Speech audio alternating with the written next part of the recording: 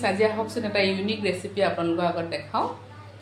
ৰেচিপিটো মিষ্টাৰে বনাইছে গতিকে আপোনালোকে চাওক কি বনাইছে আহক তেন্তে ৰেচিপিটোৰ বাবে তেওঁ প্ৰথমতে আলুখিনি এনেদৰে ভাজি লৈছে তাতে বিলাহী দি দিছে প্ৰথম আলুটো খুব ধুনীয়াকৈ ভাজি ল'ব লাগিব আৰু ইফালে পাপৰটো ফ্ৰাই কৰি লৈছে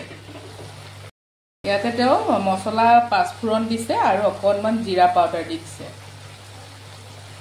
পাপৰটো দি পেলাই এতিয়া অলপ পানী দি দিছে এয়া চাওক পাপৰ আৰু আলুৰ ফাইনেল লুকছ হালধিটো কম হৈ থকা বাবে হালধি অকণমান দি দিছে পাপৰ আৰু আলুৰ ফাইনেল লুকছ আপোনালোকে এনেকে পাপৰ আৰু আলু দি পেলাই বনাই খাবচোন খুব ধুনীয়া লাগে ৰেচিপিটো কেনে হ'ল আপোনালোকে জনাব ভাল লাগিলে লাইক কমেন্ট কৰিব